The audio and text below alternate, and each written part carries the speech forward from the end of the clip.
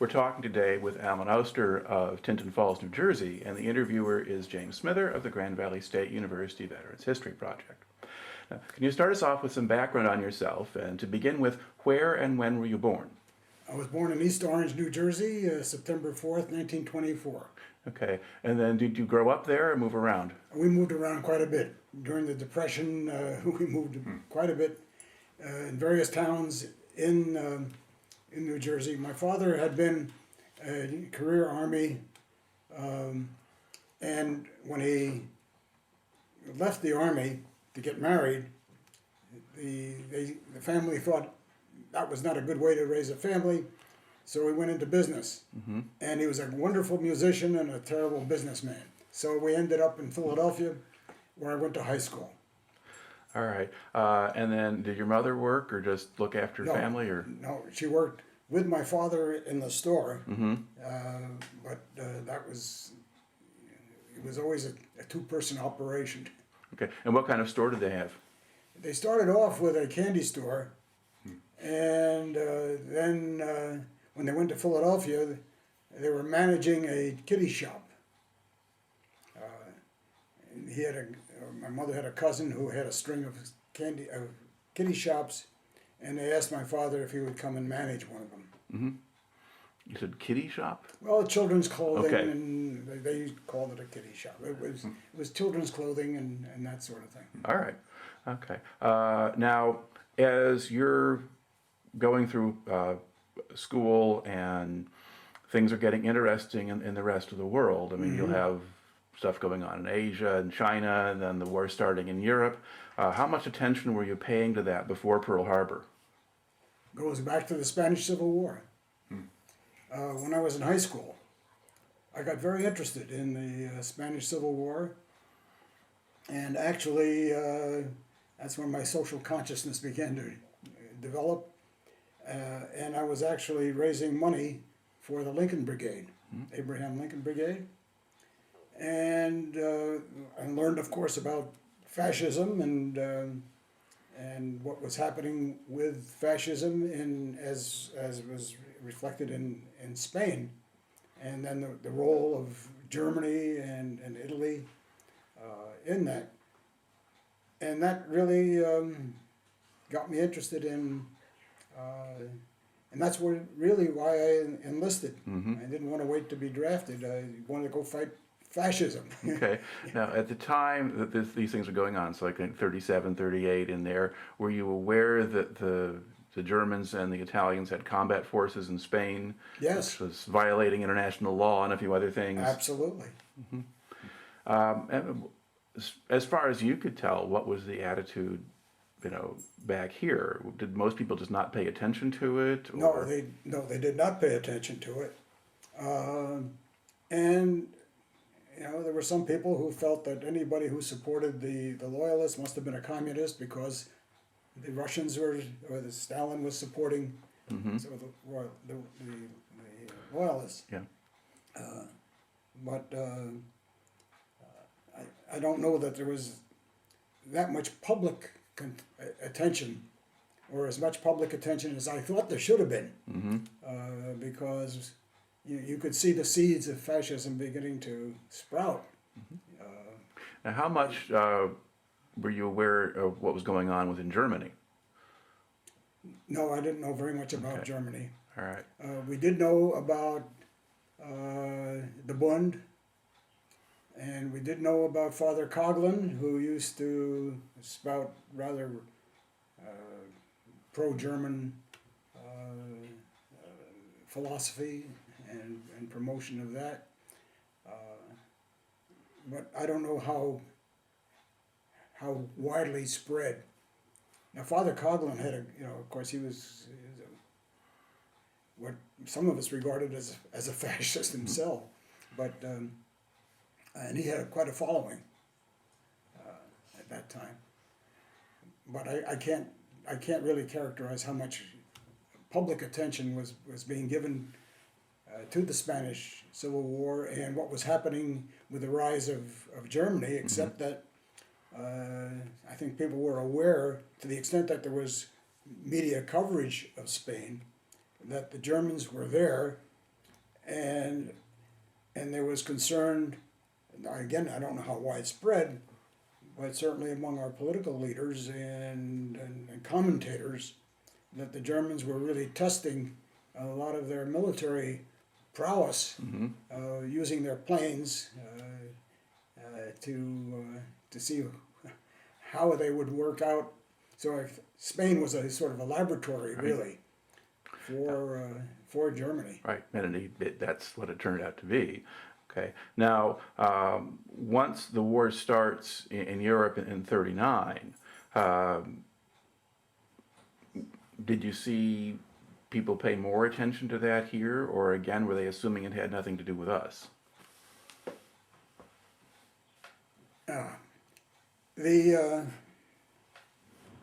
I think there was more and more attention as the United States began gearing up to, because where we lived in Philadelphia was very close to the SKF ball bearing plant, and they were beginning to produce a lot of material for the military. So to that extent, I think people were, well aware that we were beginning to build up a military which, by most accounts, had deteriorated quite a bit. Yeah, we really just didn't have much of a military between the wars. Right. And so they're building that up, and eventually they bring a draft back and they start calling up reserves, and this is even before Pearl Harbor. That kind of thing is happening. Yeah. Now, how would you get your No, information? my father was also, he was in the National Guard. And having all those years that he'd spent in the military, he was extremely patriotic. And I think some of that rubbed off on me. And so to that extent, there was a growing amount of patriotism, at least around my family. Sure. All right. Now, I guess, do you remember how you heard about Pearl Harbor? Well, just that we were in school, and all of a sudden, lots of talk about it, and we'd been attacked, and Because it had happened on a Sunday, and so a lot of people heard about it just off the radio or something. But did you only find out about it when you went to school, or do you not remember? I don't remember the details. I remember when I got to school, there was just a lot of conversation about it. Right. And were there boys in the school who were old enough to already go off and enlist and that kind of thing? Was that happening? Or? That was a little too early for that. I mean, we're still in high school, so no. I'm not aware of anybody who were running off and enlisting at that point. All right. Now, also, once the war starts, then German U-boats start showing up off the coast and things like that. Were you aware of that, or did they keep that a secret? Or I was vaguely aware that being on the East Coast, there was some news about German activity off the coast. But I became much more aware of it when more recently, we have a condominium in Bethany Beach, Delaware, and you see the towers that were built up, and stories about the shipping that was all being destroyed by the German submarines. They were very effective. There's lots of wreckage off the Jersey coast. Right. Okay. Now, during the time between Pearl Harbor and when you actually entered the service, was there stuff going on by way of things like blackout drills or other stuff like that? Any kind of preparation? I don't remember that. No, I don't recall that. No, I went off to Penn State as a freshman, and was in ROTC, but we didn't have the kind of blackout drills or anything. I don't think anybody was concerned that the Japanese were going to be bombing. State College, probably not. Not in State College, Pennsylvania. No. All right. So what did the ROTC consist of at that point? Oh, there was the things like learning to march, but also you learn map reading and other things like that. This was basic ROTC. Mm-hmm. Penn State, as a land-grant university, was required to have ROTC. So you had to stay the first 2 years in the basic ROTC. And then they had the advanced, and if you stayed in college that long, you would go on to the advanced, and that presumably would lead to becoming an officer. Mm-hmm. But that's if you do the full 4 years. And Yeah, that would be the full 4 years. Yeah. okay. Now, while you were so when did you actually enter college? Was that fall of 42 or 1942. okay? Now, once you were in, now you're also 18 years old. Were you expecting to get drafted or? Oh, I expected to be going into the service. Mm-hmm. And even though in the early time I was in the pre-med and then I was in psychology, but I also took a course in radio. And there was a professor who said, you know, you're going to go into the service, you ought to learn a skill. So I took this, whether it was I don't know, a 3-credit course or a 1-credit course. But it was a course in basic radio, learning to use The technology or? the technology of radio. And that turned out to be a wonderful thing because I got a little certificate that saying I had completed this course in radio operation and radio the theory and basics of how radios work and that sort of thing. Okay. Now, how long did you stay in college? I finished the first year, Mm-hmm. and then while I was there, I joined the Enlisted Reserve Corps. Okay. And then volunteered for active duty. Okay. Now, when you say what exactly was the Enlisted Reserve Corps? I mean, what was that for? How did that work? Well, students were encouraged, male students were encouraged to join the Enlisted Reserve Corps. The incentive was you'd get to stay in college until you were needed, but the advantage also was that you would have a better chance of selecting which branch you would be in. Mm-hmm. So it gave you a leg up on those who were drafted. Okay. And that turned out to be true. All right. Now, but you decided to go ahead and enlist before waiting to be called? Yes. Okay. Yeah. And then did you choose the Army? I did because I was in Army ROTC. Mm-hmm. Okay. So that was sort of the natural there. So it was a natural. Now If I had my choice at that time, I would have probably opted for the Air Force. But my father had been in the Army, and mm-hmm. so that was sort of Okay. the natural direction to go. Now, once you were in, where did you go for basic training? Well, first I was inducted in Fort Meade, Maryland. Okay. And you go through a whole battery of tests. Now, my father had taught me music. He was a musician. And with this basic radio, and I tested well, I knew I could distinguish between a dit and a da. Mm-hmm. Yeah. So when they do the testing, I tested up pretty highly as someone who would be qualified to be a radio operator. I knew Morse code. So they said, okay, we're going to put you in the SEAL Corps. I said, well, that sounds a lot better than being a rifleman. So I was sent out to Camp Gruber, Camp Crowder, Missouri, Mm-hmm. which was the Central States Signal Corps training.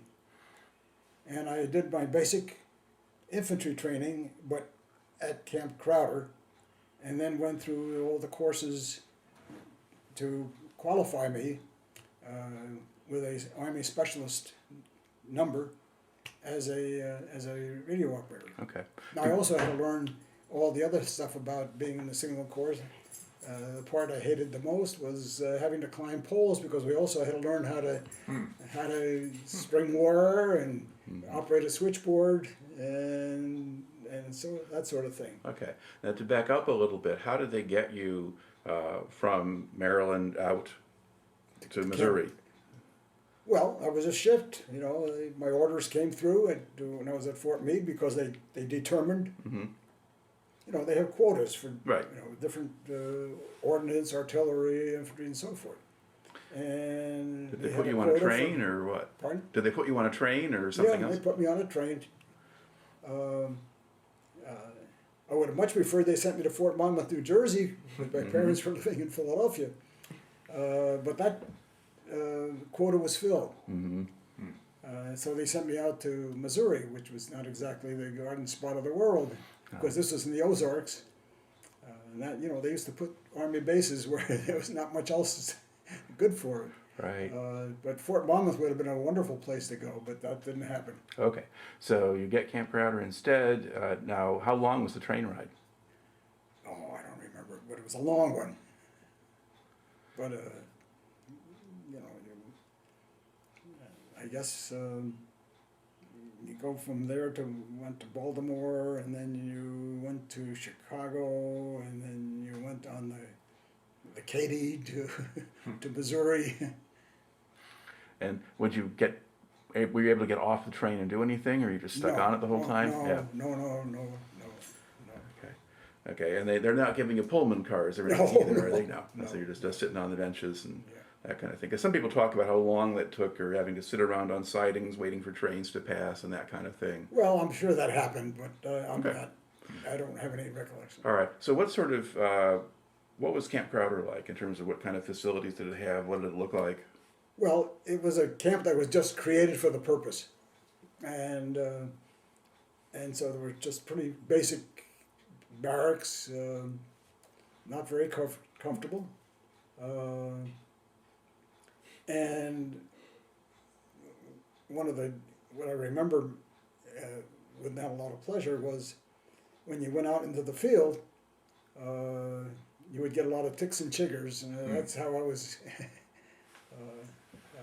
introduced to what it's like to be in the Ozarks. Mm-hmm. All right. Now, what did the actual basic training consist of? Oh my! Well, it was the usual. You know, you got up if you weren't on KP, you got breakfast, and then you started drill. Well, we had all the basic infantry training, learning how to shoot a rifle, learning how to take it apart, how to put it back together again, how to clean it.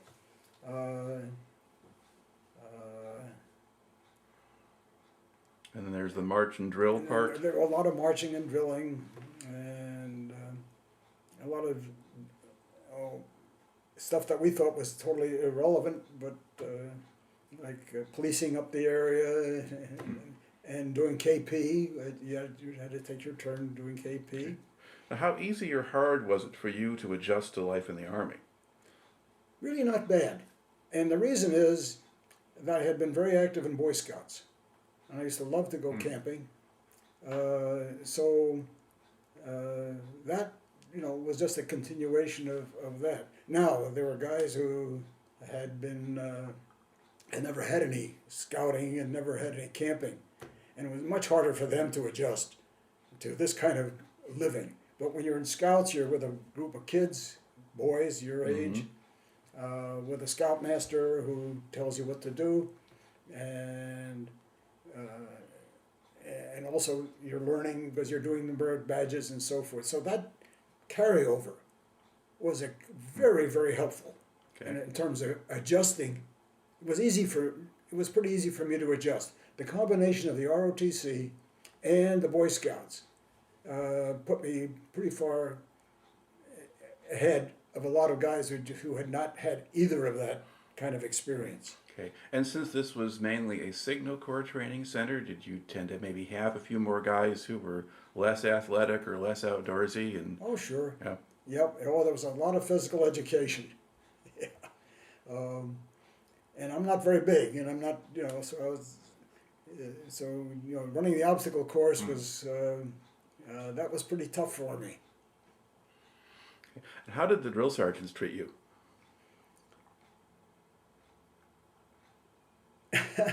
Well, the drill sergeants always treat the recruits. They got to. They try to get you to be.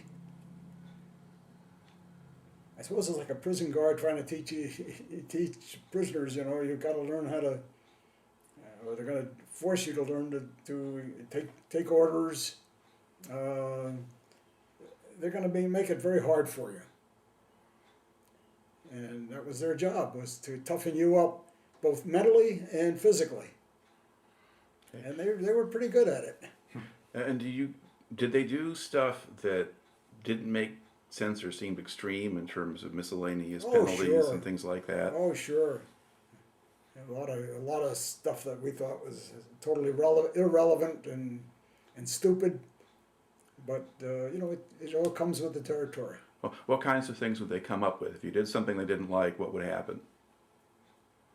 The company you didn't like? Well, no. If an individual does something the drill sergeant doesn't like, and they decide they're going to punish him somehow. Oh, well, they give you get extra KP, you get extra guard duty, you get picking up cigarette butts, all kinds of. Nasty things that would, we really hated the KP, but especially if they didn't like you, then you'd be doing pots and pans. There's nothing like scrubbing greasy old pots and pans and garbage cans, stuff like that. All right. Now, did you mostly manage to stay out of trouble? Yeah, I did. I think I was, again, the background that I'd already had, I think, enabled me to stay out of right. Okay. Out of trouble. All right. Now, and then while you were there, would you ever get passes to go into town or anything like that? Yes. Yeah. But the town was not not much of a town. Was that Joplin, Missouri? Yeah. Or? Yeah. Muskogee. Joplin and I think it's called Bragg's. Now there was not much there to do. They had a few bars and things like that. And there was an USO, I think, that had some dances. But when you're in basic training, you don't really get much opportunity to do that. Right. Okay. So how long did you spend there? I don't really remember how long I was actually. I did qualify as a radio operator. Mm-hmm. And then one day, the sergeant came in and said, "You're wanted over at the day room," which was the headquarters company. And I said, "Oh God, did I screw up, do something wrong?" Oh, I should just back up a little bit. One of the courses I was taking was called British American Radio Procedure. Now, I didn't realize it at the time, but that was getting preparation for the invasion, where we'd be working with the British. And their radio procedures were different than the American. So if we were going to be communicating with our counterpart British troops, we had to learn the British radio procedures. And I got to be pretty good at doing that. In fact, they had me teaching British radio procedures to an incoming group of recruits. And I thought, well, this is pretty good duty, because it got me out of a lot of nasty stuff if I became an instructor. But then when they called me into the day room, they said, we're sending you to college. I said, what's this all about? Well, they said, everybody with an AGCT, which was the Army General Classification Test, which is the Army's equivalent of an IQ test. Mm-hmm. Everybody with an AGCT, and I think it was 130, 135, something like that, we're sending you to college. That sounds like a great deal, doesn't it? Now, it's just interesting because you only need 110 to go to OCS, but but to be in the and that was what they created called the ASTP, the Army Specialized Training Program. And they said, we're going to send you off to college, and you're going to train you to be an engineer. And I said, well, I really don't have any aptitude to be an engineer. And he said, well, you don't have a choice. Now, there was a psychology, I wanted to be I said, well, there was a psychology unit in the University of Wyoming, but that one was filled. And then they sent some people off to go to pre-med and medical school. But they said, no, our quota is for engineering, so you're going to go to engineering. Mm-hmm. So they sent me to the University of, Colorado State, again called Colorado State College in Fort Collins, where I went through another battery of tests. And then they sent me to the University of Denver to study engineering. And the University of Denver had a contract with Regis College in Denver, which was a Jesuit college. Now, I guess the Army couldn't really contract with a Catholic college, but they could with the University of Denver, so Denver sent us all to Regis. And I have to tell you, the best instruction I've ever had in my life, ever teaching, were those Jesuit priests. Mm-hmm. They were absolutely wonderful. They were strict, but boy, were they smart. They were the smartest professors. I don't want my Penn State or Wisconsin friends ever to hear that, but they were the best teachers I ever had. And that was a really a great experience, except I really didn't like advanced calculus. I didn't like a lot of the stuff that you have to do, but you have to do it. You know, there were also some liberal arts courses that you took. You took some history, so I got, some credits out of that. Okay. How long were you there? Just one term or two terms, or did they? It was at least one term. Okay. And it was probably about a term. Okay. Because my understanding is that they kind of crammed a lot of stuff together in a limited amount of time. Oh yes, from morning till night. Yeah. But we used to get leave to go into Denver, and that was pretty neat because they had all kinds of dances, and the people in Denver were very welcoming to the troops. And there were also two big Air Force bases there in Denver. So it was pretty much had become a military town in terms of it. But anyway, so that was pretty good. Okay. Do you remember what time of year you were there? Gee, I don't remember. So it wasn't middle of winter then? No. But I got to love Colorado, and I love the mountains. I remember we used to go out to Golden, Colorado, and go horseback riding. I'd never been on a horse in my life before, but we went out and did some horseback riding. And had some dates with some of the local girls. And went to a place called Elitch's Gardens, which was a big sort of an amusement park and so forth. So it was pretty good in Denver. And then one day, General Marshall decided that they needed infantry more than they needed college-educated engineers and whatever else. and issued the order to close up all the ASTP units, except for the ones that were in medicine.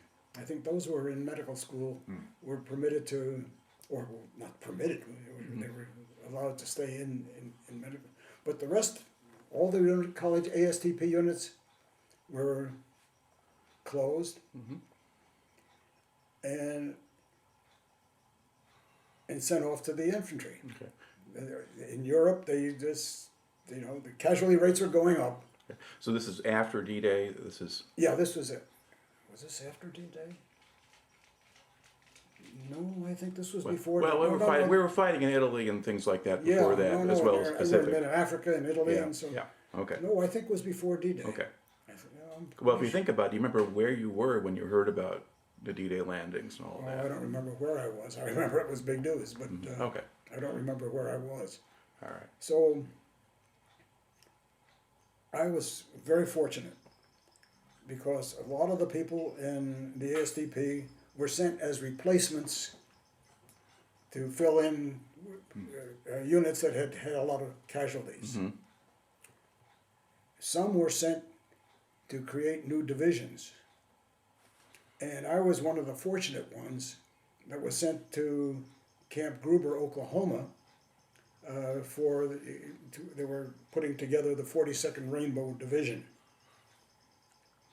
Now, it was not just the ASTP that they closed up, because a lot of Air Force cadets, people who thought they were going to be flying planes, all of a sudden ended up as privates. You know, in the ASTP, you had the rank of cadet, just like a West Point cadet, with a certain amount of perks that come with it.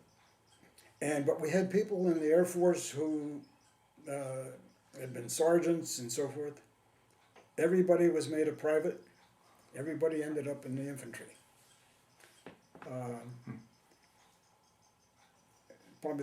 As you learn later, probably the worst thing that happened was being sent as a replacement to a combat unit that had already had a lot of casualties.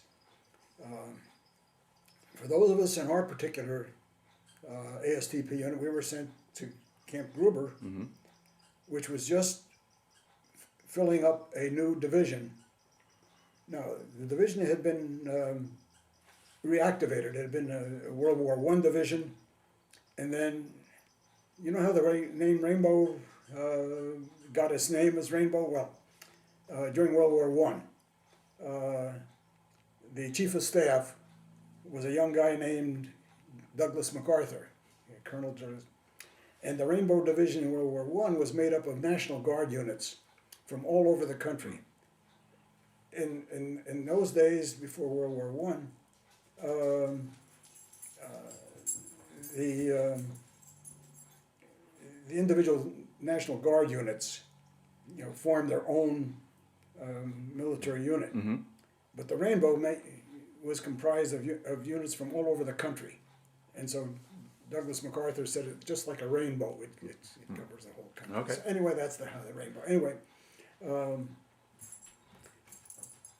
so some of the original soldiers in Rainbow, some of them were sent out to be replacements because they had already had the divisional training. Yeah. So they were needed in Europe or Italy or wherever they were needed. And the officers and the non-coms were brought in from all over. Some of ours had been in Alaska, stationed up in Alaska, and apparently didn't feel they needed them up there as much, so they came in.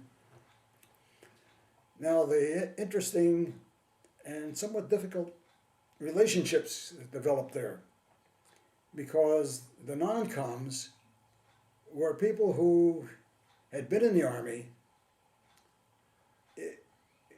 not necessarily even had a high school education.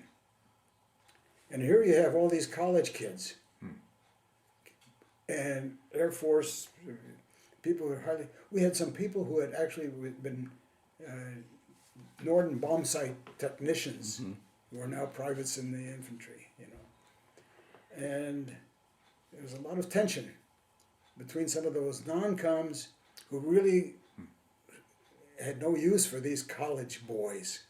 Well, and that led to some rather difficult relationships at that time. But nevertheless, it coalesced into a workable division. All right. Now, what unit were you assigned to? Okay. Initially, I was assigned to K Company in 242nd. That's the 242nd As a- Infantry Regiment, yeah. As a rifle company. Mm-hmm. And in my squad, you might know, I was probably the smallest, lightest guy, so they gave me the BAR, Mm-hmm. the Browning Automatic Rifle, which is a heavy son of a gun. And I was getting some training in using that. And was operating in a rifle squad Mm-hmm. and a rifle platoon. When I got a call saying, you're being transferred to headquarters company of the regiment. They had gone through the personnel records and they saw my military occupational specialty as a radio operator. Mm-hmm. So they said, well, we need you in headquarters company as a radio operator, which was a much better deal. So then I was as a radio operator, and as a matter of fact, I used to, when we used to do our field maneuvers, I would be the radio operator for the Colonel Com, who was the regimental commander. I'd be sitting in the back of his Jeep operating his radio while we were out in the field, which is again a lot better than crawling around on my on my stomach carrying a BAR. So I was in the radio section of the headquarters company, and then they got a call saying they needed a communications NCO for the cannon company. Now, most people don't even, if you talk to military people today, they don't understand this. But every infantry regiment had a cannon company, not artillery, Mm-hmm. because there was also a division artillery. Right. But for close-in support, the regiment had a cannon company, an anti-tank company, an INR company, that is intelligence and reconnaissance company, and in addition to the line units, yeah. the line companies and the battalions. Mm-hmm. So, and because I had had this training not only in radio but also with wire and so forth, so they sent me to the cannon company.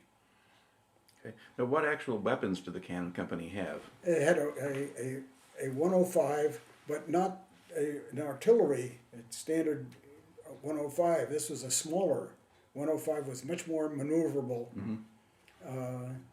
And could. It didn't have the range of artillery, but it could provide close-in artillery support Mm-hmm. for the ground troops. And so what I did was I would work with we had a fire control center, and then we had forward observers. And we also had to take turns, as those of us who were radio trained, we'd go out with the forward observers. And that's where you actually get not only in the front lines, but you actually get sometimes in the front of the front lines, serving with the infantry.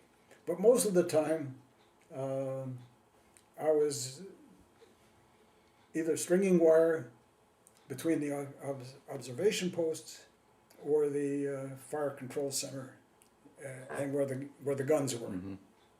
I never had to fire the guns, but so that was pretty much my job in the States. Now, when you first got to Camp Gruber and you got all these new guys coming in, did they make you do basic training over again, or did Yeah, they... some of it was, yes, some of it was basic training all over again, especially for the people who had been in the Air Force, Mm-hmm. who didn't have some of the basic infantry training. So yes, we had more infantry training. And that would be a place where you could really observe the sergeants who didn't like you. Yeah. Oh yes. Okay. Oh yeah. All right. So now, Just as an aside, my father had taught me to play the saxophone. He played a lot of instruments, but he taught me to play the saxophone, and so the USO set up a regimental dance band. So I used to get out of some dirty details because we'd say, well, we have to go to the service club to rehearse because there's going to be an officers' dance. There were never any dances for the enlisted, but there were always officers in the officers' club. So that was another little skill that I had developed as a civilian, and that turned out to be very, very helpful. all right. Now, where in Oklahoma is Camp Gruber? Is it near anything, or is it just? No, it's not near anything. It's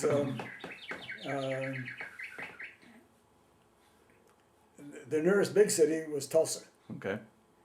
and I guess Muskogee was the next biggest. You're still kind of northeast Yeah, northeast Oklahoma. Oklahoma, so you're not all that far from where you had been before. No, Okay. that's right. Except, yeah, you're still in the Ozarks in a sense, but and getting a pass to go into Tulsa, now that was really that was a wonderful thing to do.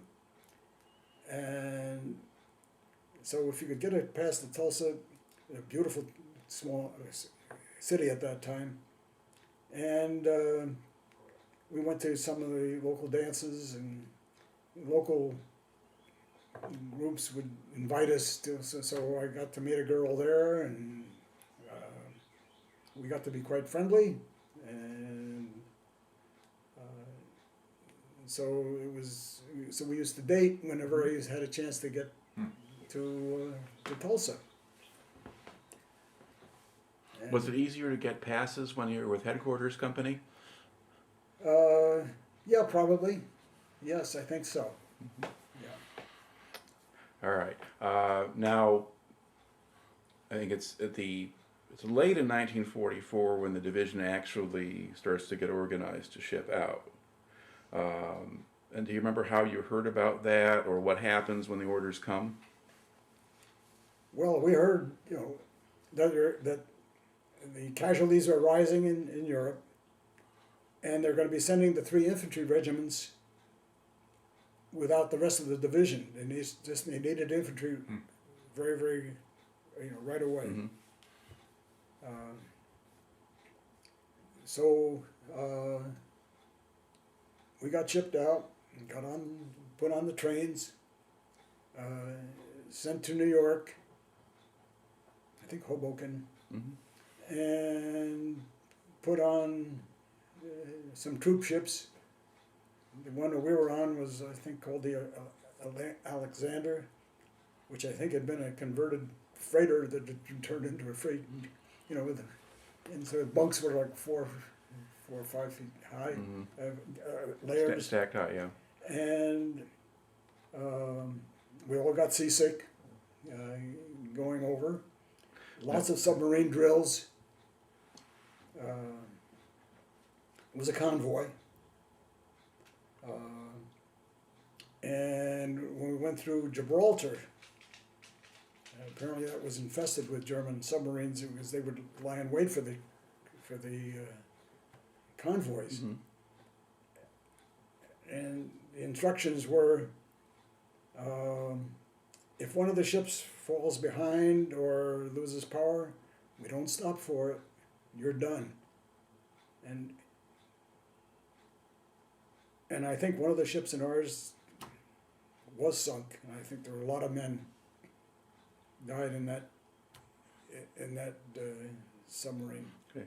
Now, on the way over, what was the weather like? Was it bad enough? Oh yeah, it was quite bad, and very rough going across the North Atlantic. And these ships didn't have stabilizers or anything like that. No, we were all pretty sick. And do you have a sense of how many men they stuffed onto that ship, or?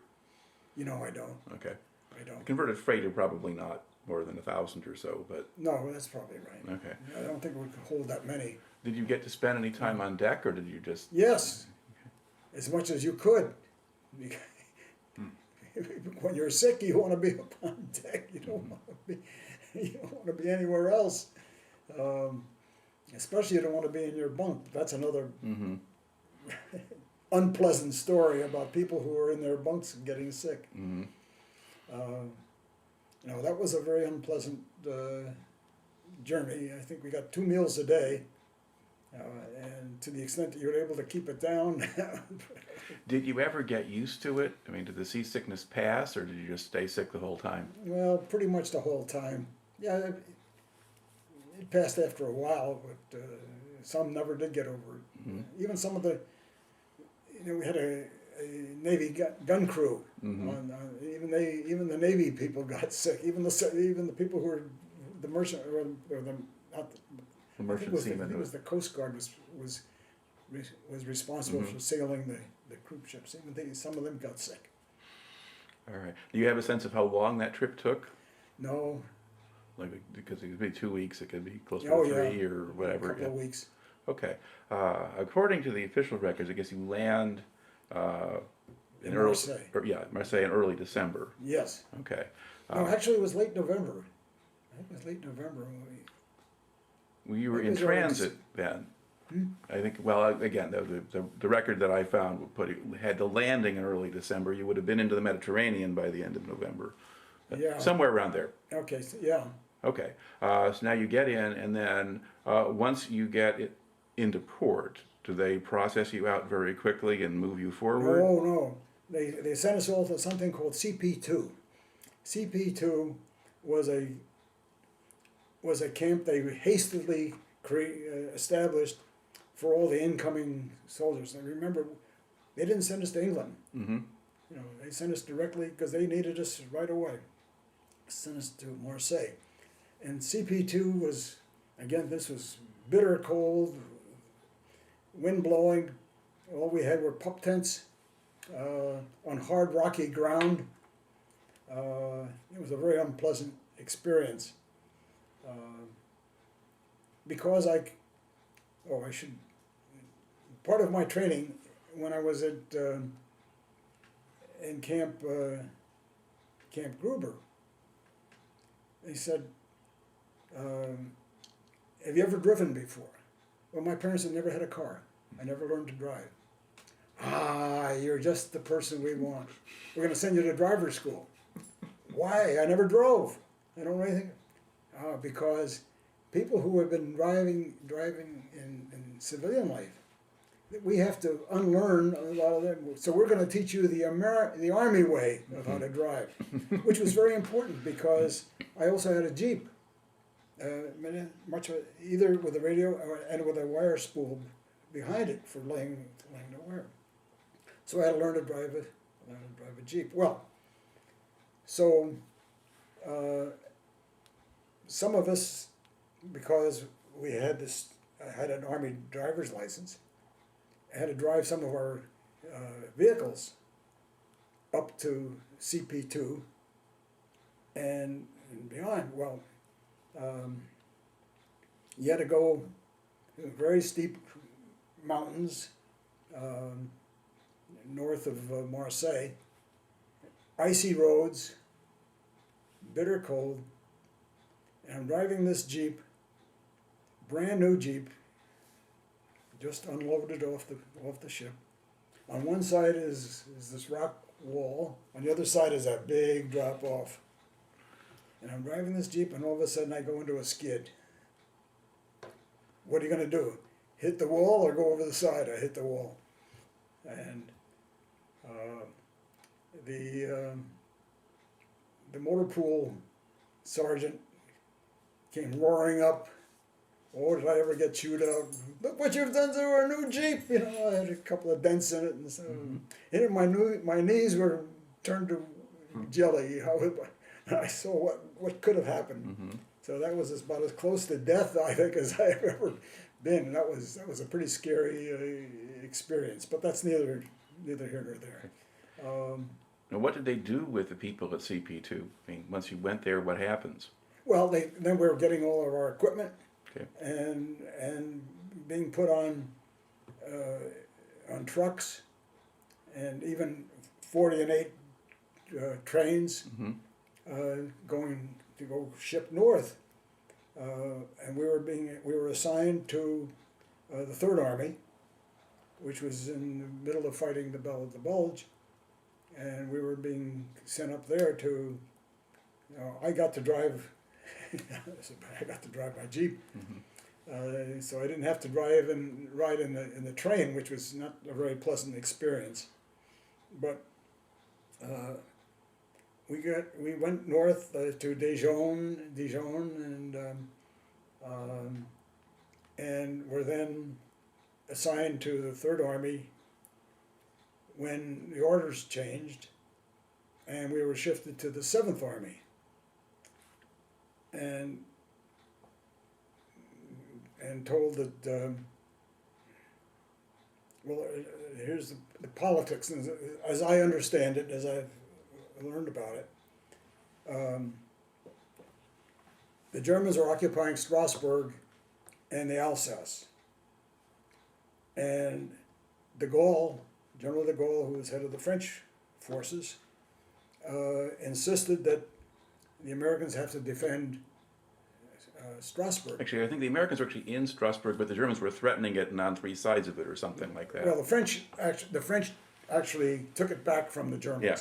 So it was, but not the Americans. It was, Right. it was the French First Army. So they took it back. But we were needed really north, but de Gaulle, as I learned afterward, de Gaulle threatened Eisenhower and said, you have to defend Strasbourg and the Alsace, or else I'm going to pull my First French Army out from under your command. Can you imagine threatening Eisenhower? But Eisenhower, being a good politician, realized that he had to, in effect, accommodate de Gaulle. Must have been a very bitter experience. I don't know if Eisenhower has ever really talked much about that, probably not.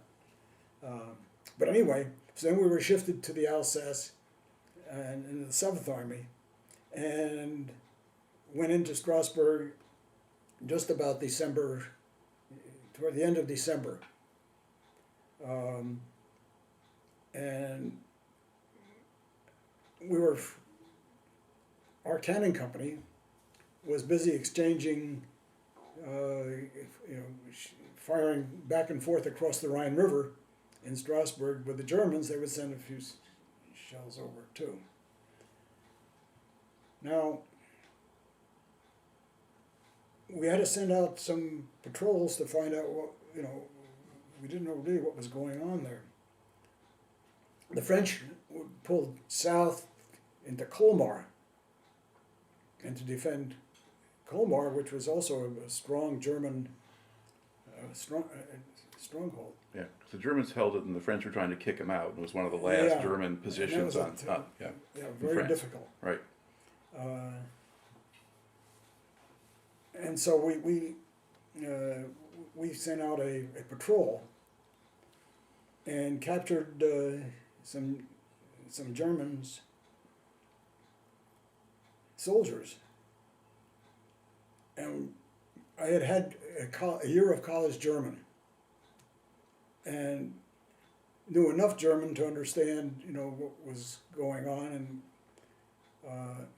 and so prior to sending them, this was at the company, in our company headquarters.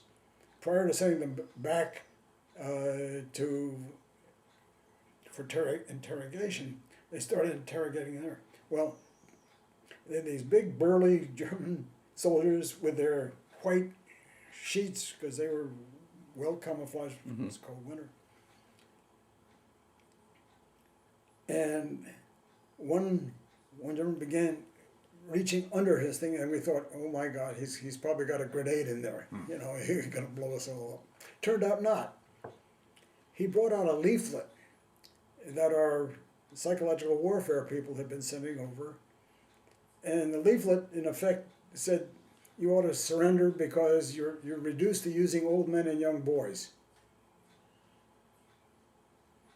And then they began pointing at me. I looked like I was about 16 years old or 15 years old. And here I am with my tin hat. I looked like I should have been in Boy Scouts rather than in the Army. And I totally destroyed our own psychological. They kept pointing at me and said, "Look what the Americans are using. They're using young boys." And also, they had been told that our division was made up of convicts. They let out, emptied all the prisons in the United States and put them all in the Rainbow Division. And so that was a little unusual, a little experience that I'll remember with those German prisoners, and we sent them on back. Anyway, we were in Strasbourg, and then the Germans launched what is called Operation Nordwind, and Heinrich Himmler was assigned by Hitler to form a new army to invade across the Alsace. Now I'm not sure whether this was to take some pressure off what was going up north, but the Alsace was always traditionally the way in which Germany over centuries used to invade France, because the plains, and it's a relatively easy way for the Germans to. At least if they come down from the north, crossing the Rhine's not so easy, because the Rhine is sort of the east-west frontier between France and Germany. But in the northern part, was very it's open. Easy. Yeah, very easy for them, and very good for tank warfare and that sort of thing. So which we learned later about Operation Nordwind, that the Germans were going to mount a major offensive in that area. Well, here we were, green as grass in terms of experience and combat experience, and our Task Force Linden was spread out over a long, I think something like 30 miles or something. So you couldn't defend it very well. When the Germans launched their attack, we were there on Christmas Day, and in early January, the Germans launched this major offensive, and we weren't prepared for it. We didn't have our artillery. We didn't have very much armor. I think it was the 12th Armored Division was attached to us, and some tank destroyers. And I'll come back to the tank destroyers in a moment. Tank destroyers are like tanks, except they're not as well armored.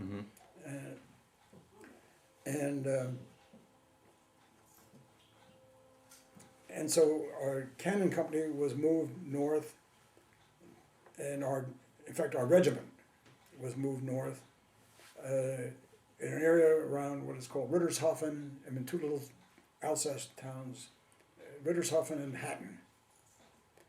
And that was the north, where it was very easy for the Germans to attack. And they did in early. First week, I think, in January.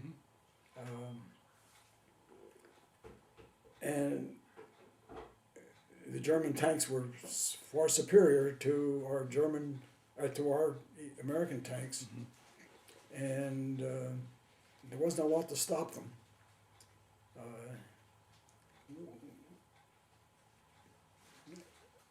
I was on the top floor of the Rittershofen railroad station. I don't know. Now, do you want to get? Okay. And we were directing fire to the oncoming German tanks and armored infantry. Mhm. And they were in these half tracks Right. and so forth. And we were trying to use our cannons almost as direct fire Mhm. to try to stop the tanks. There was a tank company in the woods just to the right of us, and a very good friend of mine. Here, I'm going to pause here and. All right, now we got in your story to the point where you're in the second floor of the train station, the Germans are attacking. Actually, the third one. Okay. And we're transmitting firing orders from our observation post. When all these German tanks Mm-hmm. and our own tanks left.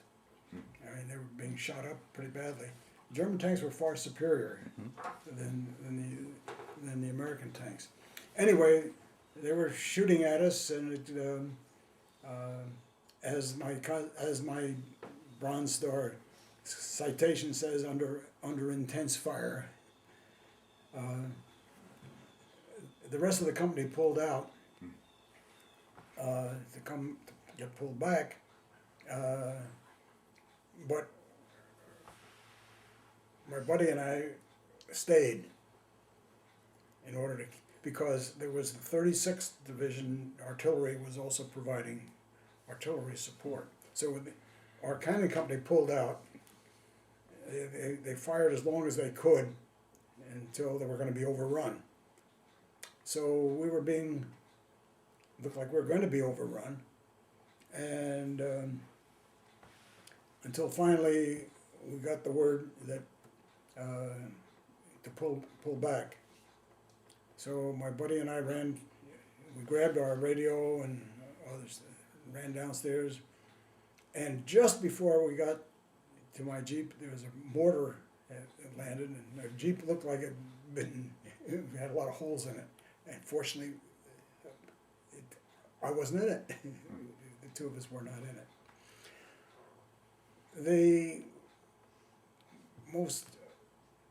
The saddest part of that day was our company commander had been out inspecting the observation posts. We had 2 observation posts, and he was killed. There was a mortar landed. He was killed, and his driver was wounded and was taken prisoner. Which later, did not do a lot for our morale, because he was by far the best liked officer we had. Mm-hmm. We had officers that we didn't have a lot of respect for. They were cast-offs, I think, so whatever. Not the ones that were in the observation post. We had 2 lieutenants who were in the observation posts.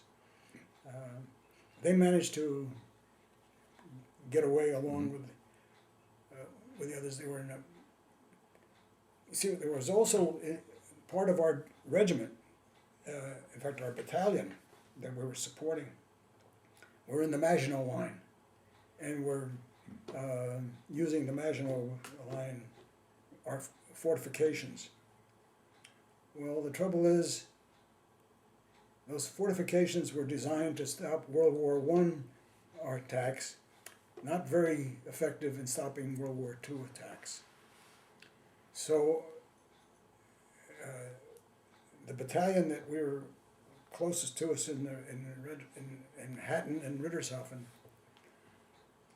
took very heavy casualties, but they stayed. These college boys in our Air Force turned out to be very, very good soldiers, and a number of them were captured. They ran out of ammunition, and they were caught in these pillboxes. So, in terms of our own personal experience in that day, Kenny Schultz and I were in a Jeep trying to pull back, and there was a tank destroyer company, all black soldiers. It was a black TD unit and white officers. And they stayed and covered us and continued firing at the oncoming German tanks. So those of us who were infantry could really escape in effect. It's the first black soldiers we had encountered in Europe, and I had great respect for them. All the talk about, well, blacks don't make very good soldiers. Well, those guys were good. They did better than the white units that were pulling back. But anyway, so you got out of that one. we got out of that one, and pulled back, and we got re-equipped.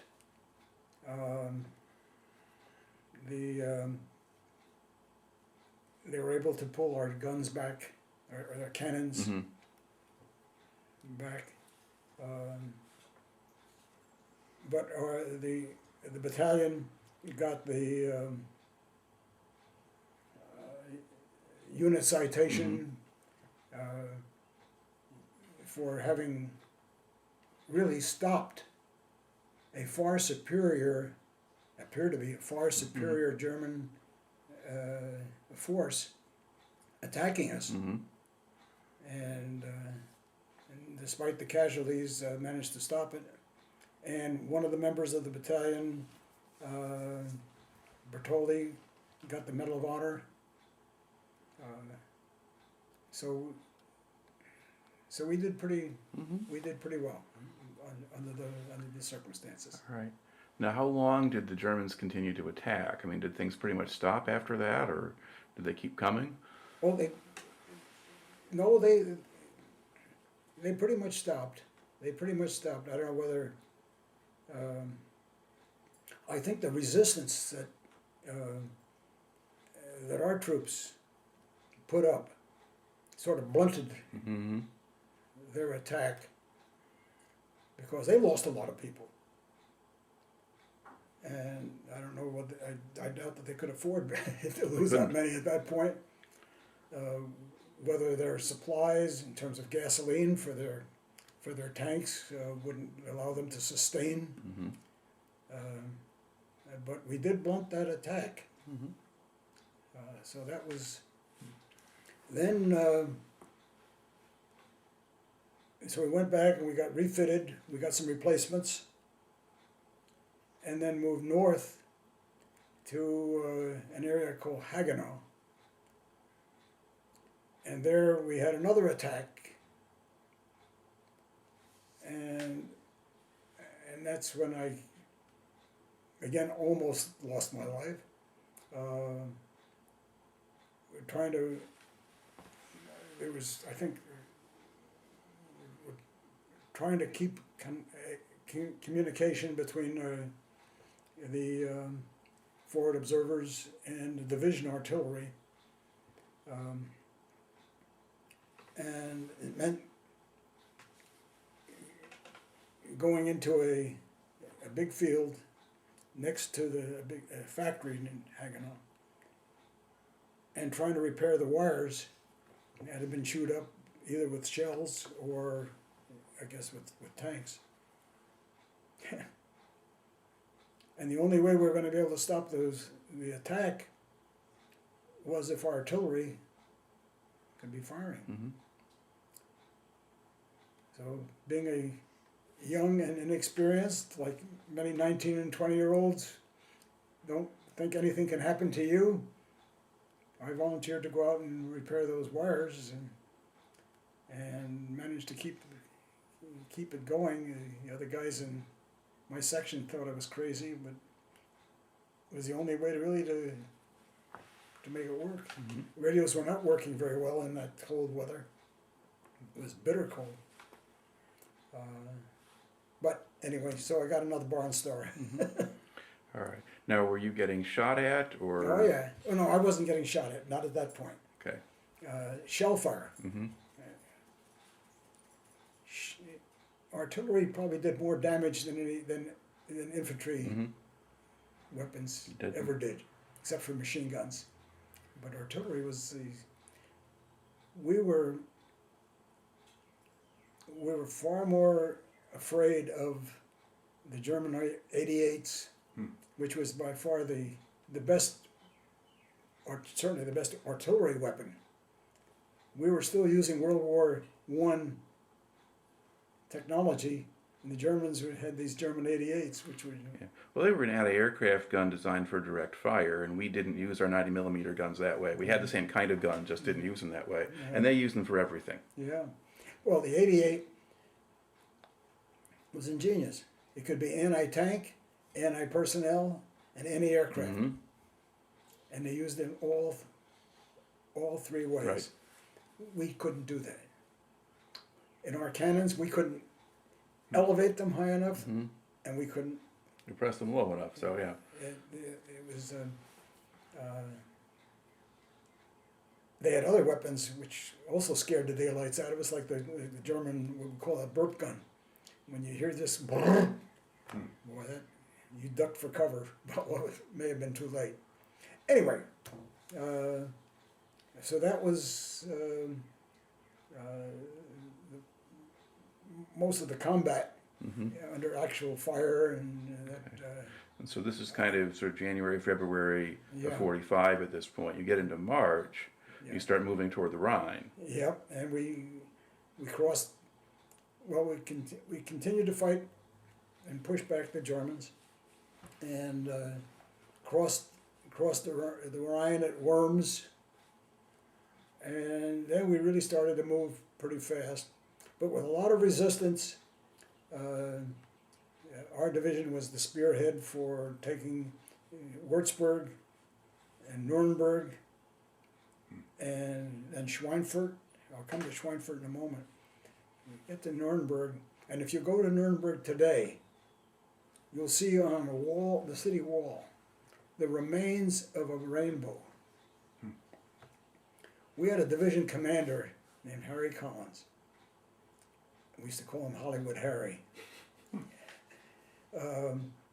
Our INR platoon always carried 3 buckets of paint, blue, yellow, and red. And everywhere we went, he used to have them paint rainbows. And you will find, years later when I went back with my son, you can still see the remnants of the rainbows every place we'd been, including Nuremberg and Würzburg. We got to Schweinfurt, and the Germans had their ball bearing plant well underground, and the Air Force used to send over wave after wave after wave. Never could knock out that ball bearing plant, and it was still operating. When our regiment got the orders to take Schweinfurt, it was ringed with these 88s. And they really were devastating. It was very hard to take Schweinfurt. We finally did, and those ball bearing plants were still operational. It was just remarkable. Years later, I happened to be on the board of visitors of the Air University in Maxwell. And we're getting all these briefings, about the Air Force. And I couldn't resist saying, well, there's a limitation to air power. Let me tell you about Schweinfurt. I told them about how they just bombed it continuously, and those 88s were still very, very effective. but that's another whole story. As you're advancing through Germany and you're encountering resistance in various places, were the Germans using old men and boys, or were you still getting a lot of high quality troops? Or No, fewer and fewer high quality. We were getting young men and or boys and older men, what we call Volksgrenadiers, Volksgrum, and they were giving up in larger and larger numbers. Didn't know what to do with all the prisoners. I mean, we just kept getting. did you see Hundreds much of of them. did you see much of them yourself, or Yeah, oh yes, oh yeah, yeah. As we were going forward, they were coming back in large numbers. I mean, being set back in large numbers. okay? Now your unit also was the one credited for liberating Dachau, the concentration camp. Yeah. As we moved past Schweinfurt and we were headed toward Munich, and we were approaching Dachau, which was the oldest concentration camp the Germans had, used originally for political prisoners. And we were at that point we weren't getting a lot of resistance. So by the time we got to Dachau, it was our division entered it camp from one side, and the 45th Division came from another side. There's always been an argument going as to who got there first, the 45th or the 42nd. The commander, a commandant, surrendered to us, but the 45th, they got there a few minutes before. Whatever, it doesn't matter. And that is an experience that I have talked about at many opportunities, because you can't really explain a concentration camp in enough detail to as how bad it was. My first contact with it was not inside the camp. As we approached the camp, there was a railroad siding. I didn't count the boxcars. We were told later there was somewhere between 30 and 40 boxcars, filled with human beings, stacked up inside these boxcars like cordwood. I later learned that they had taken a lot of the prisoners who were in Buchenwald and a couple other, put them on there, and were sending them west, sending them to Dachau. And here was just carload.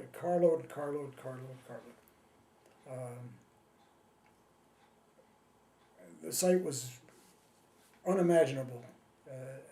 See all these mostly dead because there were still some alive.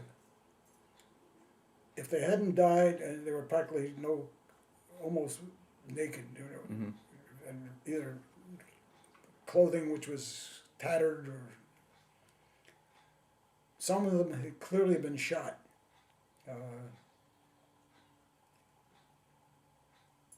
And there was maybe 3 or 4 that were still alive, and we had our medics with us. We were told not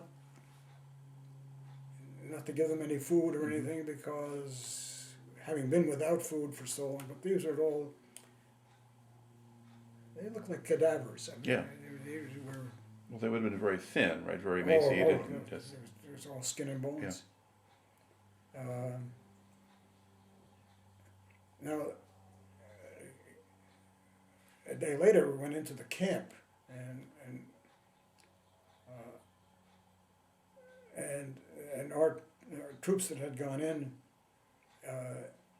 had killed some of the guards, And then the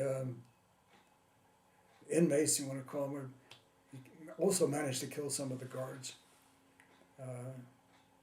And I didn't personally see it, but I was told that our troops did not stop the prisoners from.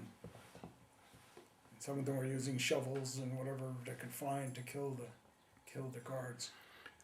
At this point, did you know who was being held there? The Jews or political prisoners? Or Only both? afterward. Mm-hmm. We didn't know at that time, but we were told afterward. Initially, they were political prisoners. Mm-hmm. We did know that there were some priests in there and some ministers, Mm-hmm. gypsies. Later, we heard homosexuals. Lots of Jews, lots of Poles. I think almost the majority of the people in those boxcars were probably Poles. Mm-hmm. Of course, we saw the crematorium, although it was not a death camp. You see, I think it really was a concentration camp in the sense of concentrating all the desirables. It was Buchenwald and Auschwitz were the death camps.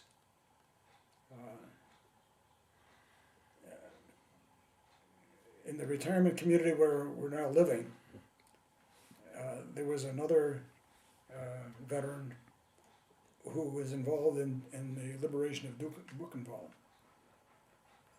And the two of us were asked by the Holocaust Center to go around and talk to different groups.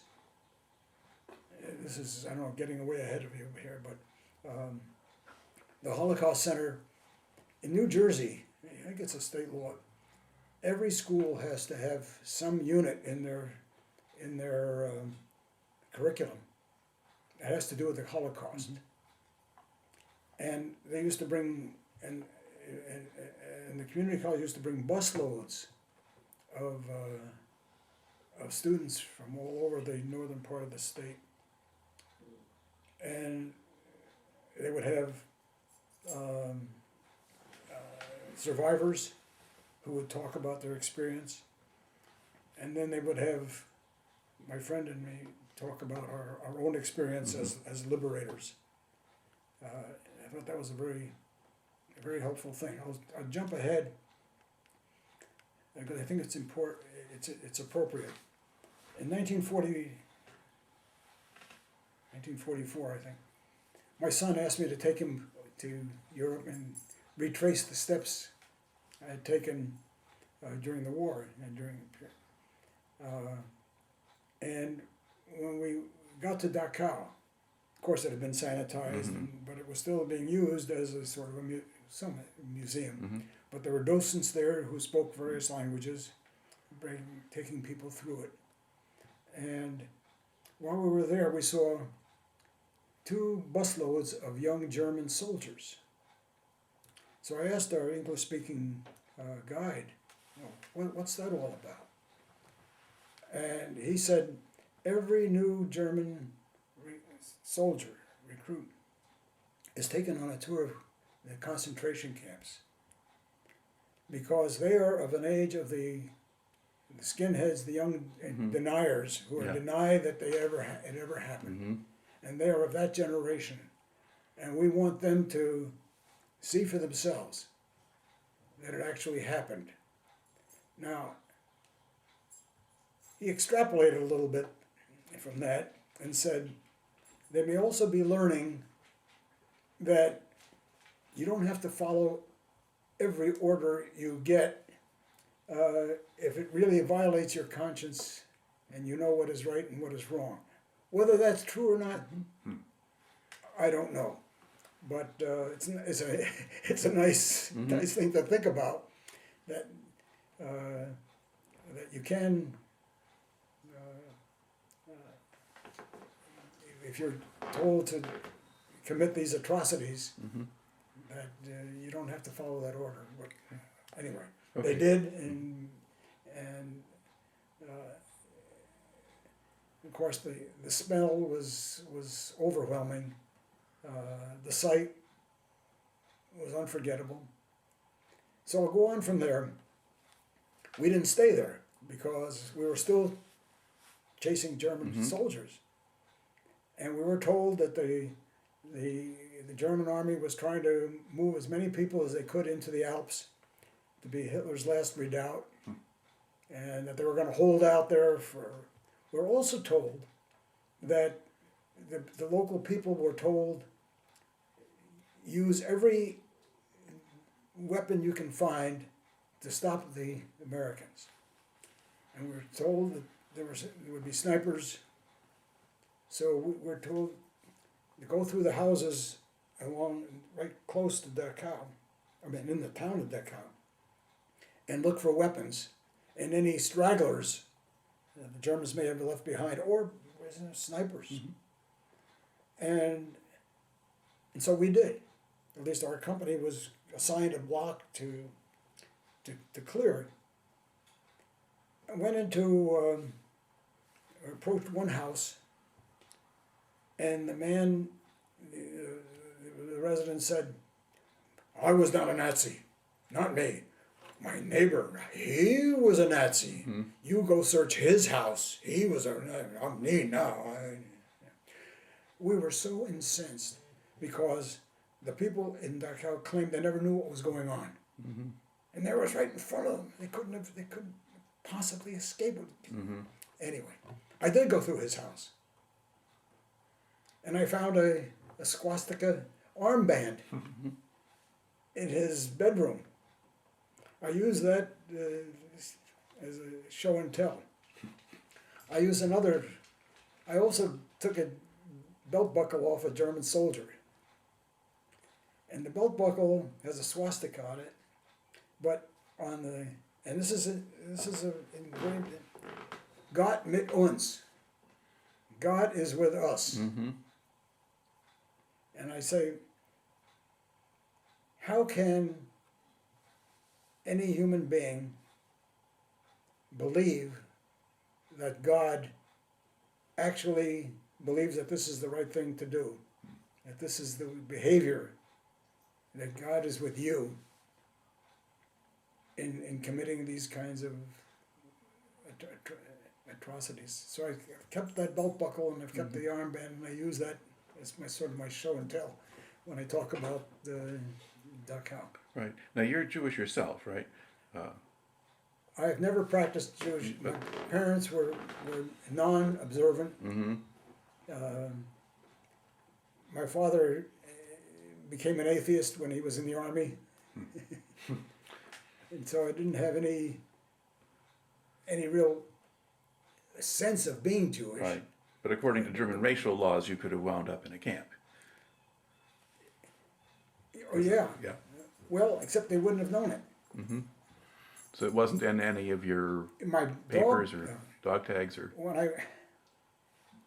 I wanted my dog tag to be blank. I was an atheist, and I didn't want to have any religious thing. So they said, "Well, we could put H on it, Hebrew, but you're going to be at some risk if you ever get captured. So we'll put a P on it." But they wouldn't let me leave it blank. Okay. So, and I imagine it's still true. I don't know. The humanist lobby may not be strong enough to require them that they allow you to have your dog tag be blank in terms of religious. But I didn't want to. Anyway. I guess part of what I was asking was, maybe, do you have any sense yourself of how the Germans would have perceived you if they knew? Or did you just not really think about that? They were just the enemy? Oh no. I never directly experienced it, but I knew of Jews who had been captured, who were either killed or treated very, very badly.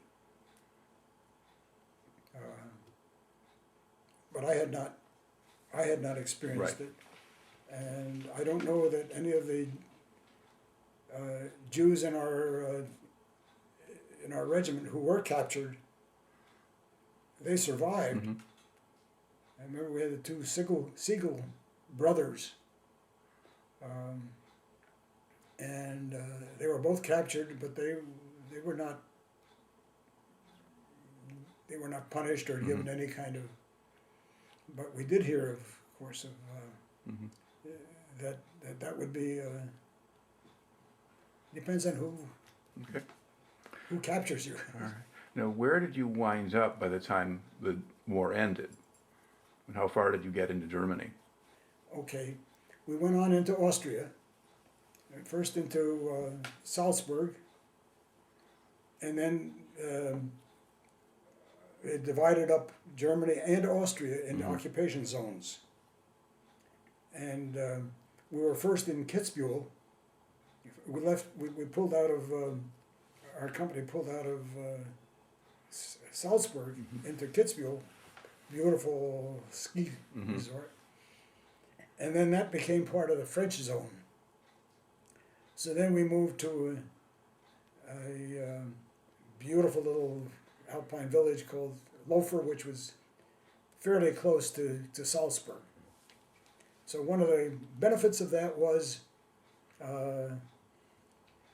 I was able to take a truckload of troops from our company into Salzburg to witness the reopening of the Festspielhaus. Hitler had closed down the Festspielhaus and the Mozart. That's the home of Mozart, and the Mozarteum is in Salzburg. And I got to see the first performance after they reopened the Festspielhaus. The way that happened is the Army does very interesting things, strange things. One of the older men in our company, his civilian occupation, I think he had been in a carnival or something as a manager of a carnival. But his civilian occupation was entertainment or some such thing. So he was put in charge of being the manager of opening up the Festspielhaus. Well, I was managing the telephone communication, and he knew about my own interest in music. So he said, when they have the opening performance, you bring a group of your buddies to the back stage entrance, and I'll bring you in through the back. And he did. So here we were at the first performance, and he escorted up to the back stairs and into a box. And here on the other boxes were all these generals and high-level diplomats, and here were these scroungy looking guys. Oh, it was wonderful. So that was a part of our, and then of course, I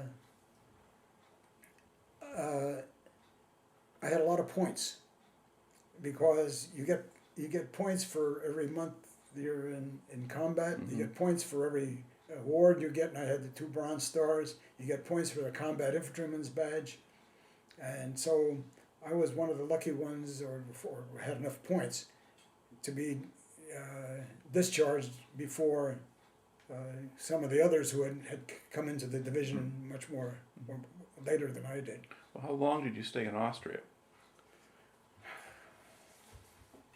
Was it through the winter, or did you leave in the fall? No, we were there in the winter. Okay. So some guys got out before you did, at least in other units. Yeah. But but in your unit, you might well have been one of the first. Well, don't forget, we got to Europe later. Yeah, that's right. So those who had been like the 36th Division and some of the others that had been there much longer than we had, they got out sooner than I did. But within your division, you were one of the first guys. I was one of the first out. Okay. Now you spoke a little bit of German, was that right? So so did you communicate much with the locals once the war's over? Or? Oh yes. it came in very handy. You could barter with them. And I also had 3 years of French in high school, and that came in very handy, because when we were in France, I would take some of my C rations or K rations, and I'd barter them for a bottle of wine and a loaf of bread. And they were so happy to get our stuff, and I was very happy to get a change in diet with them. And with the Germans, we were able to use our cigarettes, which were better than currency, far better than the occupation marks, and end up with a camera and stuff like that. I did forget one thing. After we left Dachau and we're still fighting the retreating Germans, our unit went into an Air Force, a German Air Force base outside of Munich. Well, the Luftwaffe soldiers had no appetite for fighting, and so they just gave up.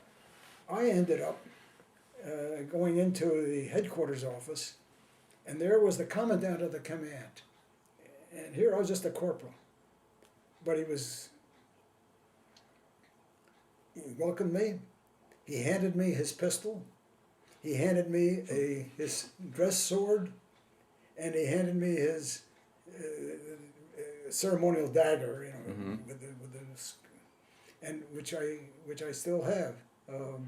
So no officer took that from you? Nobody took it from me. No, they would have had to fight me for it. No, nobody. No, they didn't do that. Okay, sometimes they did. I did have a P-38, which was a German pistol, and some officer tried to get that from me, but I wouldn't let him. And then I also had a binoculars that I took from one of the German officers. And see, I had a Jeep, and so I could hide things in my Jeep. And what you have in your Jeep is a big cloth net that you put over the Jeep if you're going to be strafed as a camouflage net. So I could hide things under my the camouflage net. Hey, it works. Look. There was another interesting experience. One of my buddies name was we call him Porky Reinhardt, whose family came from Ulm, Germany. He was from New Ulm, Minnesota, and had relatives in Ulm, Minnesota, Germany. Yeah. And we were billeted not too far from Ulm.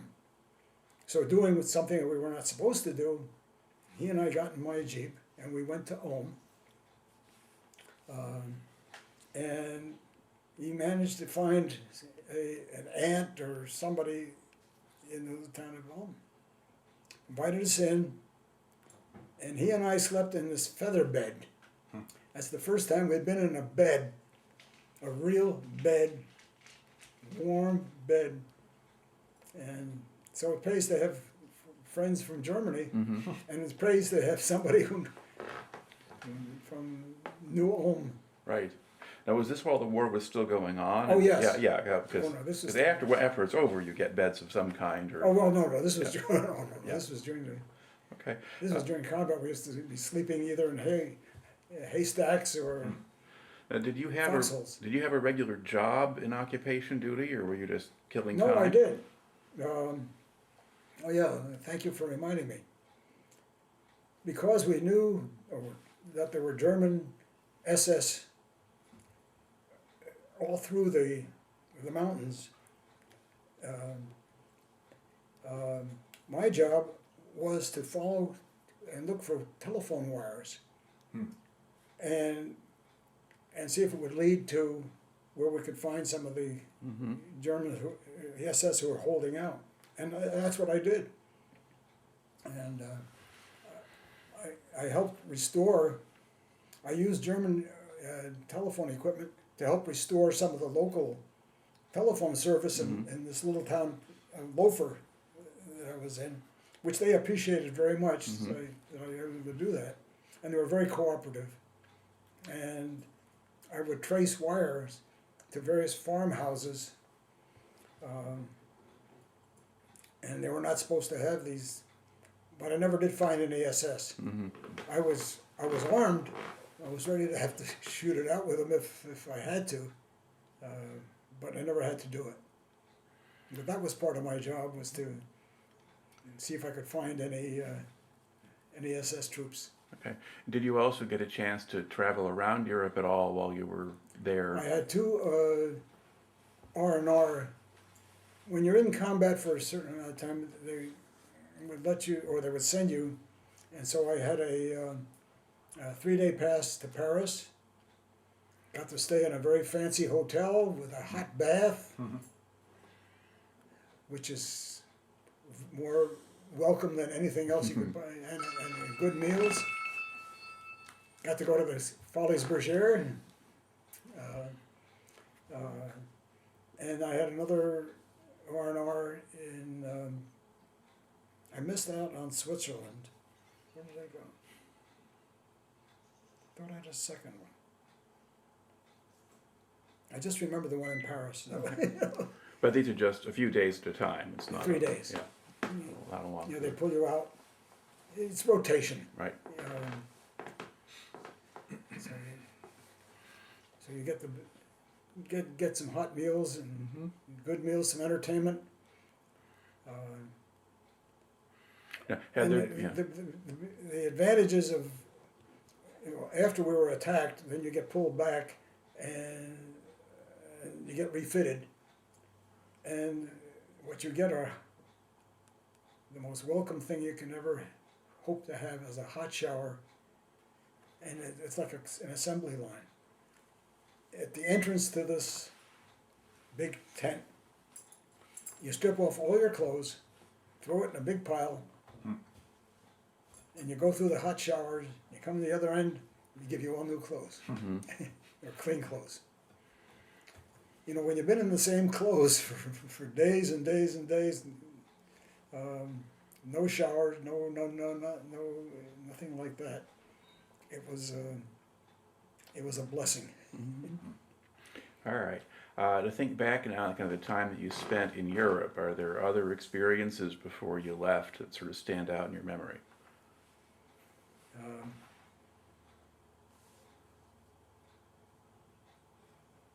I think I told you about some of the ones that are the most memorable to me. Loafer in the winter, where you had to dig out of the house. Loafer in the winter. Staying in Loafer during the winter. Oh, well, that was beautiful. Well, Because you set all the snow and you had to dig out oh, from okay. the house. Oh, yeah.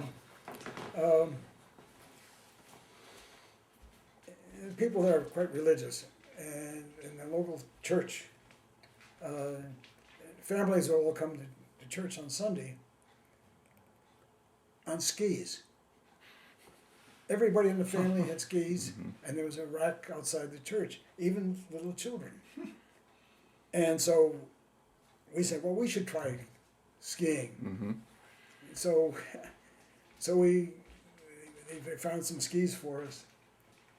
And of course, we were making fools of ourselves. You know, these little children laughing at us, thinking we were the craziest things that ever in the world. Here were these conquering soldiers in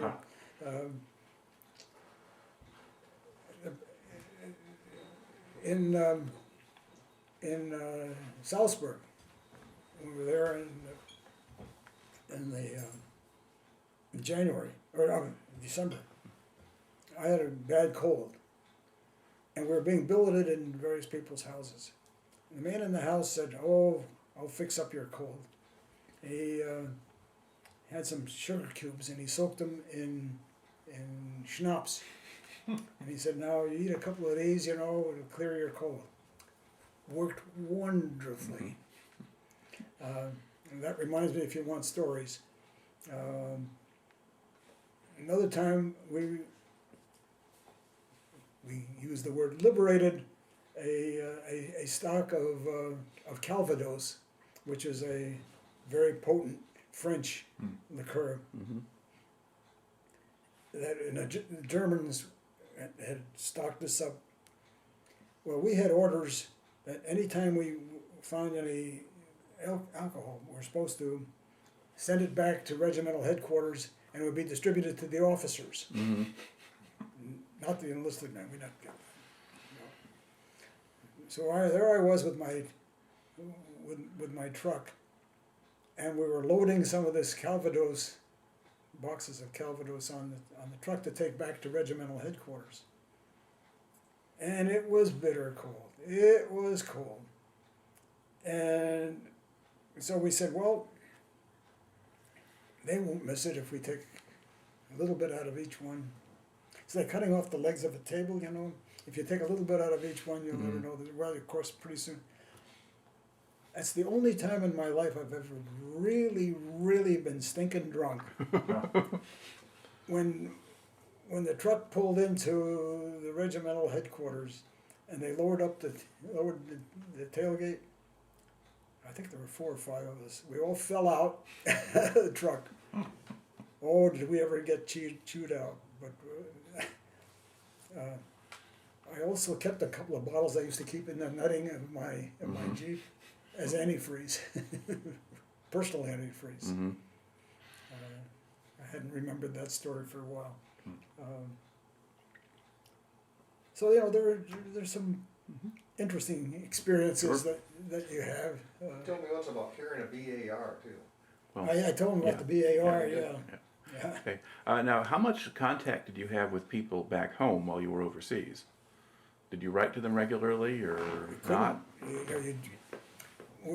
had very little opportunity to write, except if we got pulled back, then we would get to write. And when I went to Paris, I got to write home. But no, and it used to drive my poor father crazy because, you know, if he didn't hear anything for a while, he was very upset and very worried. But you know, you were in no place where you could actually write. We didn't have writing materials and so forth, and you were too busy either moving or digging. All right. So when the order finally comes for you to go home and your points kick in and you get to go, what's the process for getting you back home? Oh, they put you on, or you get on trucks and they send you to Le Havre, and they have these various camps named after cigarettes, Lucky Strike and Chesterfield and so forth. I don't even remember which. At that point, I didn't give a damn. I just wanted to get on that boat and go home. And then when I got home,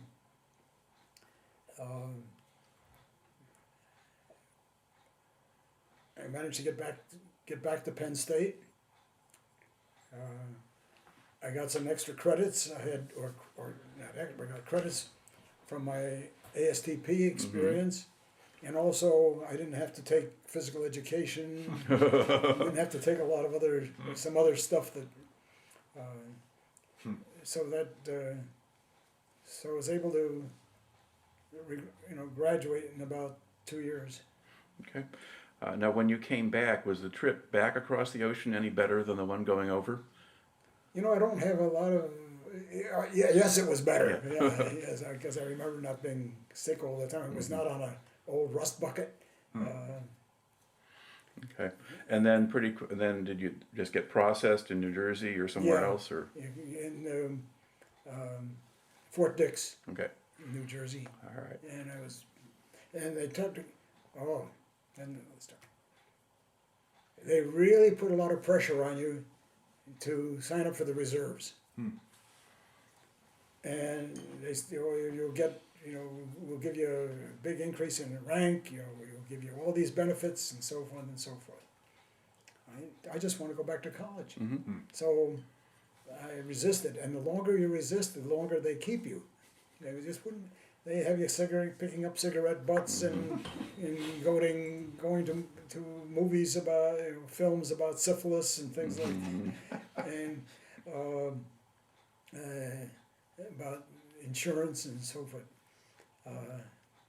And some of my friends did sign up for the reserves, And guess what? They ended up in Korea. Mm-hmm.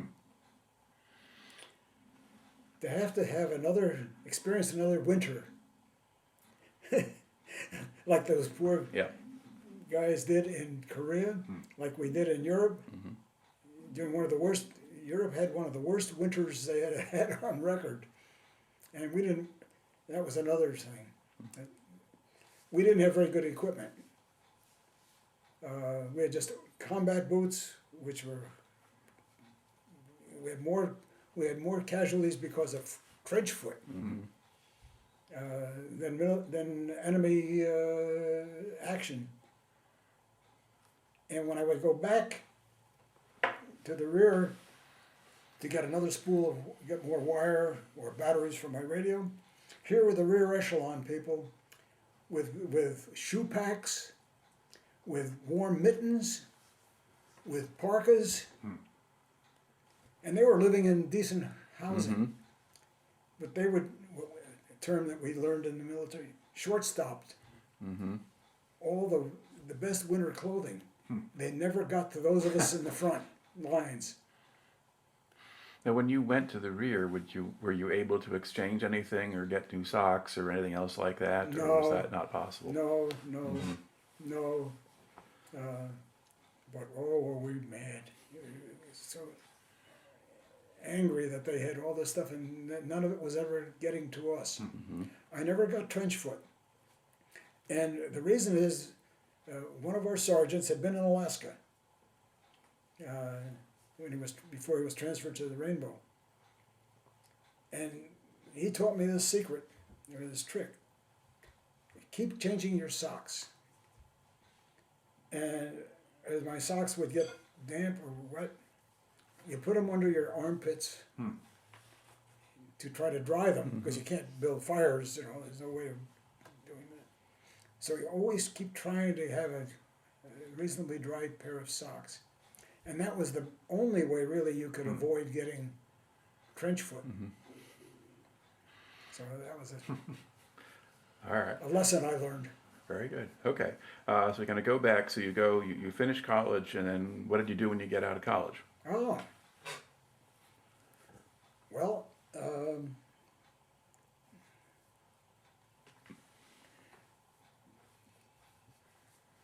college was a wonderful experience for me.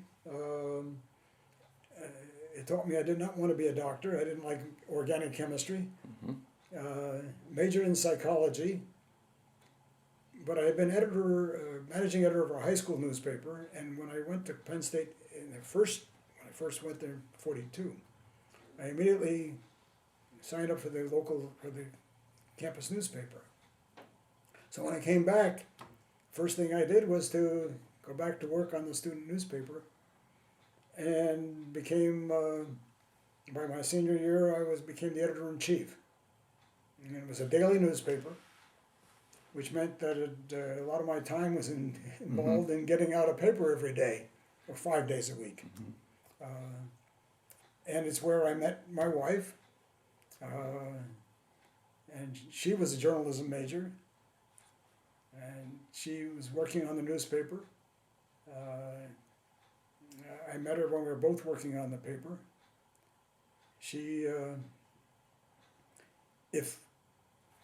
So many of us came back from the service, and we sort of took over everything on campus. And if I hadn't come back, she would have been made the editor-in-chief. Now she denies that, but I know that's true. So they made her the editor of the yearbook, but she's more talented than I am. And so I became editor-in-chief, and she became the news editor. We spent a lot of time together. We used to fight all the time. We used to. I was the associate editor of the yearbook, which were paid positions, and the newspaper was also paid. Anyway, we would, and there was a lot of time together, because every night we'd have to go down and make sure that the paper got off the press and no problems, and so I'd have to. The women couldn't be out after whatever hour. So I would have to escort her back to her dormitory. So we got to know each other quite well. And she'll tell you, we fight all the time. Yeah, she'll tell you that her sorority sisters would complain that they were having a fight with her boyfriend, and Bobby, my wife, would say, "What's new? Allan and I fight all the time." So did you go on to a career in journalism, or did you do something else? Or? No, I wanted to I didn't think I needed to major in journalism. I took all the journalism courses that I wanted, and was invited into the journalism honorary, much to the consternation of the head of the journalism department, because I was not a major. I was a psychology major. But I was really more interested in mass communications, and the psychology of communications and that sort of thing. So in my senior year, I was active on campus, and with the National Student Association, and the National Student Association asked me to take a year off. I started my graduate work in psychology at Penn State, and asked me to become one of the national officers of the National Student Association, which was located in Madison, Wisconsin. And that just sounded really quite interesting to me, being a sort of an activist, because I was an activist on campus. I was involved with CORE, the Council on Racial Equality. When I was editor, I carried on a campaign to have the barbershops cut the hair of black students, and did some stuff like that. So anyway, I went out to Madison and became National Public Relations Director of the National Student Association. I started really a national student newspaper, and worked, of course, closely with the University of Wisconsin people. And the head of the Public Relations Department of the College of Journalism at Wisconsin, he said, "You ought to stay in Wisconsin. We'll get you an assistantship here, and we'll do all this." And I was really fell in love with Madison, Wisconsin. I loved the university. Loved what it stood for. So I decided to continue my graduate work at Wisconsin, and that turned out to be just a great experience.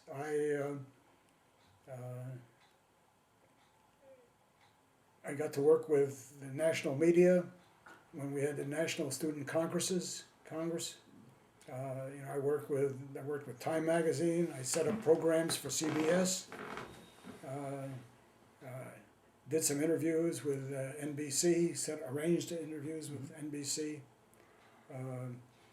The education editor of the New York Times invited me to write a couple of op-ed pieces for the New York Times. So the people in Wisconsin said, "Well, you've got all this PR experience. We'd like you to stay in Wisconsin and do PR for us." So I became director of communication services for the university, and spent 10 years in Madison. We were very, very happy there. I was doing very well. Greatly expanded my department. Produced the first, you talk about equipment, produced the first kinescope. You know what a kinescope is?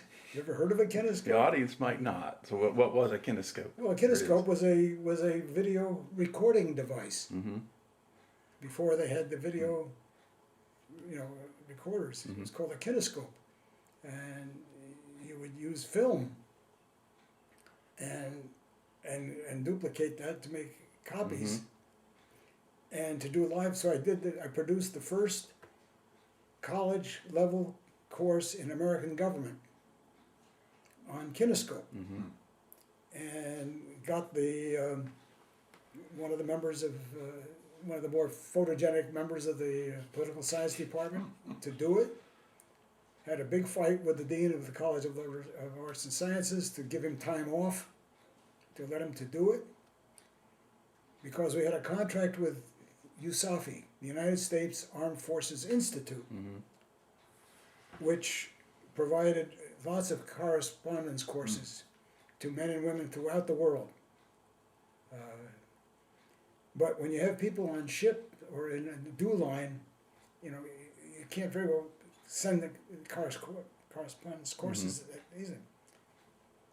So I developed, produced this first kinescope course, credit course in American government.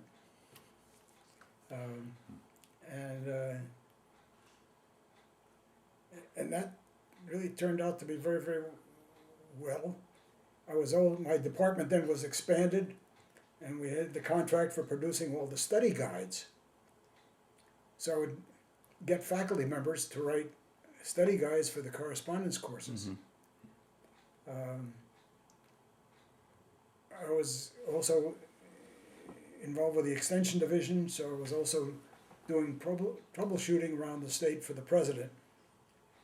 And then one day the president called me in and said, this is right after Sputnik, the state universities around the country, there are Land Grant Association and the State Universities Association, want to have an office in Washington. And we think you'd be the right person to go in and organize it. So they sent me to Washington, D.C., and right after Sputnik, the president said, we'll get you a 2-year leave of absence to do that. Well, the university had a policy of only 1 year leaves, but he said, well, we'll get you a 2-year leave. I'll go to the board and ask for an exception to the policy. We just built a brand new house in Madison. Karen, well, that's another story. Had not yet been born, but then there was an interim in there where while I was in Madison, I was offered a job in New York with a foundation called the Commonwealth Fund. And the university said, well, that'd be a good experience for you to get some experience with a foundation, so they sent me to so I went to New York. Our first daughter